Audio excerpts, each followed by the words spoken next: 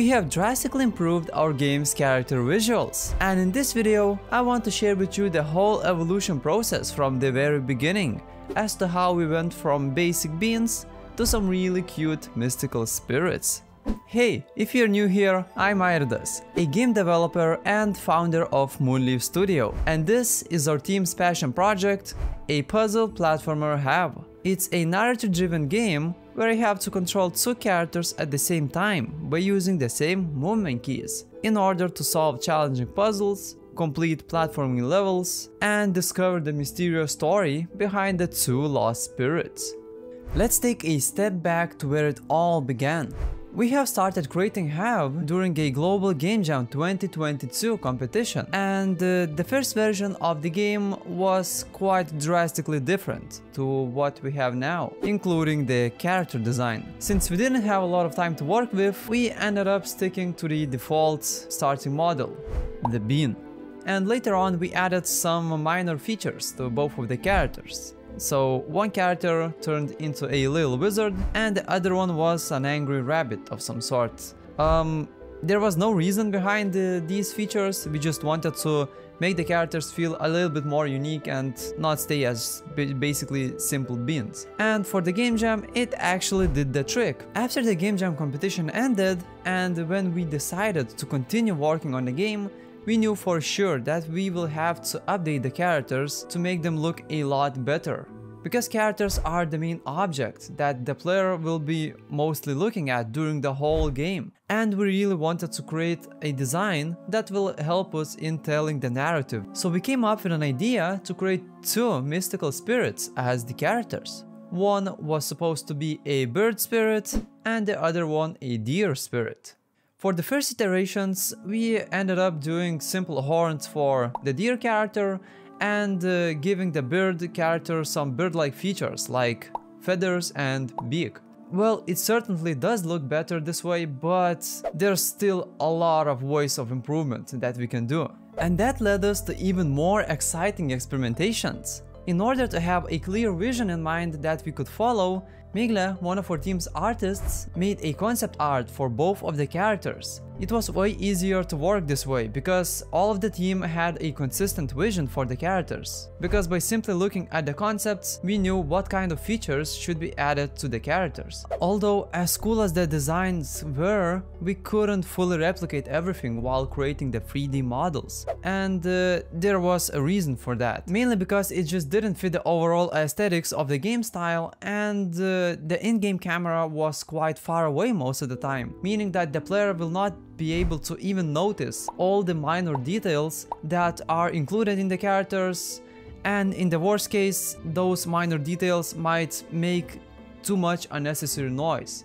which just blends everything in together and doesn't even look good. Because of this, we ended up doing a bunch of different model variants and ended up on something similar, but with some slightly different features. We have removed all of the unnecessary details, made the character's head a little bit bigger, the body a bit smaller, so that it's more consistent size and it's more visible from further distance, and all in all it should be way easier to notice the most important aspects of each character this way. Then we added fireball-like visual effects for the arms and created a shader that simulates cloth for the robe, which provides characters with a bunch of additional movement. And finally, we tried adding as many procedural and code-based animations to the characters as we could, as animations like these should make the characters more dynamic, which just gives off a better vibe and feeling when playing. And what we learned by developing the characters up until this point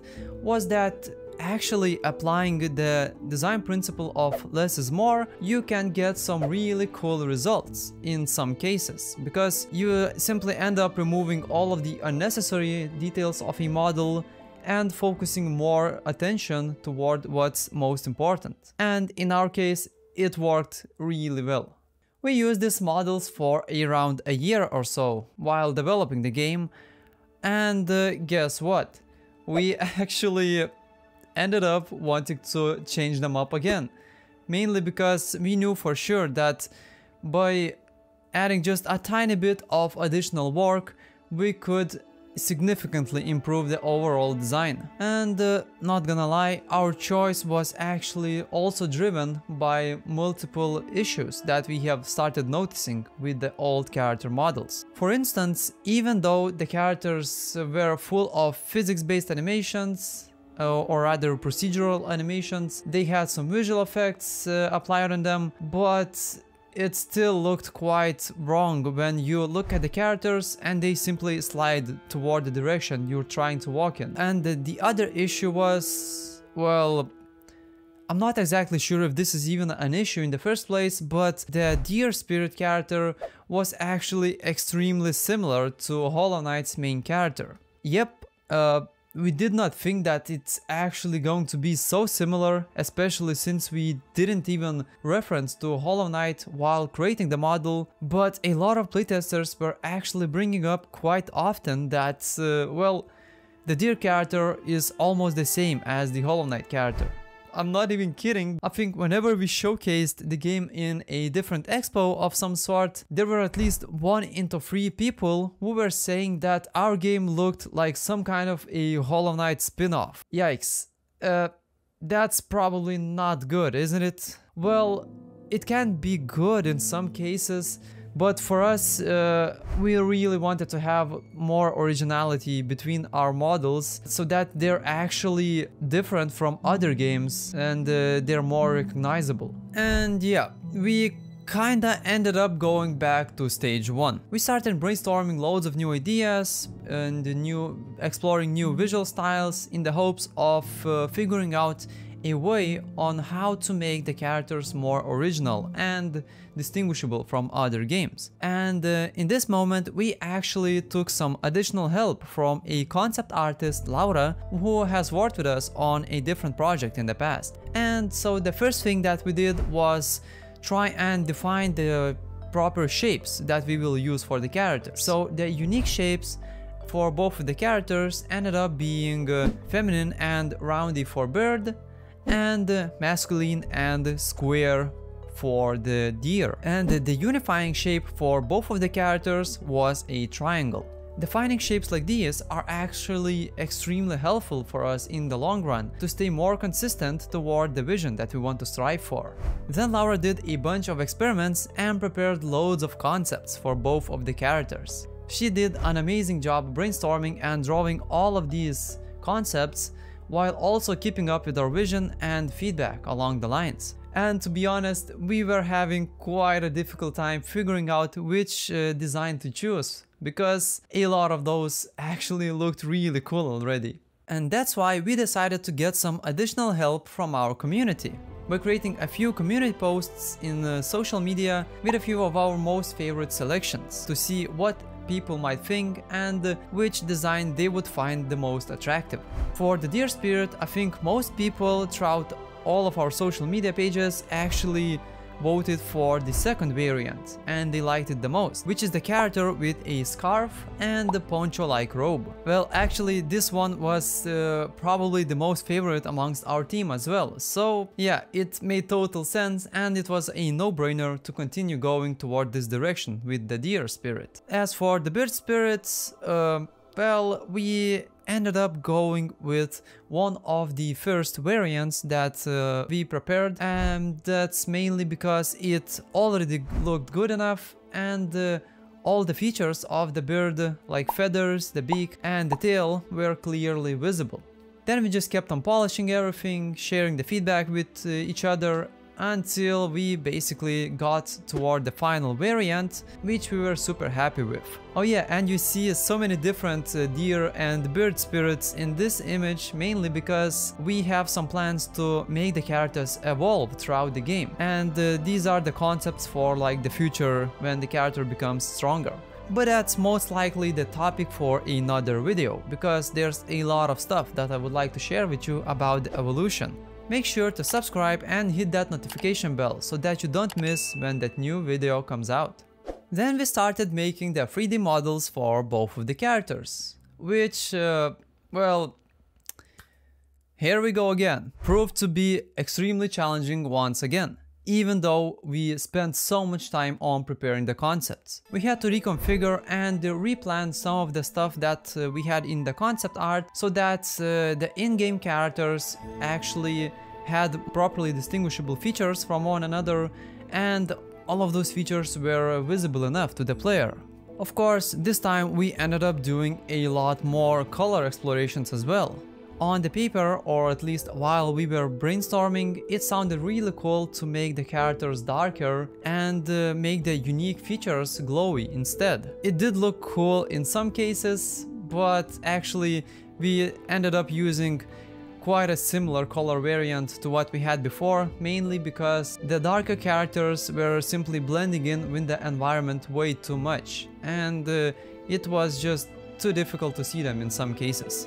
As the main differences that the models actually have when we compare them to the concept are the robes and the size and placement of the unique features. As I mentioned before, last time we had an issue where the characters felt like sliding on the ground while moving, and that's why this time we ended up spending way more time coming up with new animation variants and making the characters more dynamic. And so we started off by rigging the characters in Blender. Our team's 3D modeler Gantas made the character rigs in quite a simple way. Most of the body parts had only a single bone attached to them, with the exception of the character unique features. One of the ideas that we had for the animations since the beginning was that we wanted to include a lot of subtle procedural animations, and that's exactly why we added more bones toward character specific features. For example, if we look at the deer character, we can see that the scarf mesh has multiple bones attached to it, meaning that if we move these bones in Unity, we can create some cool animations. And if we apply physics to each one of these bones, we can actually make them react to the environment. And in order to make the procedural animations more efficiently, and so that we don't need to reinvent the wheel, we decided to use an asset tool called Tail Animator, which, long story short, gives us loads of parameters that we can configure to create some procedural tail movement behaviors and make it so that rigged objects react to the environment. And if we adjust the parameters accordingly, we can even simulate objects like the cloth for the scarf. And if we take one step further, we can apply the tail animator on the whole character model in order to make some really squishy and wiggly animations and make the character react to the movement way more than it did before. And similarly to deer, we have applied the same principles to the deer's features, such as the feathers and the tail, to make them react to the environment. Of course, it might sound easy at first, but it actually took us quite a while to configure everything accordingly and just make things look right. For real though, what the hell was going on here? Not gonna lie, the characters looked way better after we have added the new models and implemented the procedural animations. But that didn't stop here. We wanted to give even more life to the characters, and that's exactly where keyframe animations comes in. By using single bones for the eyes, we were able to create blinking animations by simply moving the bone up and down. For the car body and the head, we used a similar rigging process as the eyes. We were able to make the player feel more squishy and didn't need to spend loads of time animating a complex rig, because all we had to do was move a couple of bones. In total, Gantas made 3 idle animations, a running cycle, and jumping animations for the characters. And I really wanted to share my process of how I handle animations, so let's get a little bit more technical now. In order to make the transitions between animations more smooth, randomized, and dynamic, I made use of Unity's animation blend trees. So first off, I created a few blend tree nodes for movement animation component. The initial node movement had 2 attributes: character's walk speed and idle animation blend. If we increase the walk speed, the character's movement animation slowly gets blended in until we reach the maximum value of 1. This way, we can have slightly different walking animation variants depending on how fast the player is moving. If the walk speed is 0, we completely switch to the idle blend tree node, which has 3 corresponding nodes for each of the idle animation variants. And if we move the idle animation blend slider toward a different value, we switch to a new idle animation correspondingly. In this case, 0 means that we are playing the default animation, 1 means that we are playing the middle animation, and 2 means that we are playing the final animation. In order to handle these animations in-game, I made a simple script that randomizes between 1 to 3 and applies that randomized value to the idle animation blend attribute in the blend tree. And that's basically it. I also did some things with Unity's animation events, but that was mainly to keep the idle animations from repeating the same after the other, and just being a little bit more randomized. And yeah, it's just some additional polish. And then once everything was combined, we ended up with this. The characters feel fluid, bouncy, have proper movement animations, and feel so much more alive. I know that I mentioned that the deer character was way too similar to Hollow Knight, and we really tried our best to make it at least somewhat different, but in the end it ended up staying quite similar. But you know what? That's okay. We still think that our character is unique in its own way. He has a cute scarf and the shapes are slightly different. We just love how the deer spirit turned out in the end, and we don't really want to make any drastic adjustments. Well, he will get slightly different later on in the game during all the evolution stages, but yeah, it is what it is, as they say, you know? So hopefully you enjoyed the video and learned something new about how game characters are designed. And if you ended up sticking here for so long, I'm pretty sure that you will enjoy my previous Halve devlog as well, where I tried to cover how we polished our gameplay movement and made the game feel a lot better by doing some neat platforming tricks. Thanks for watching, and I hope to see you in the next one.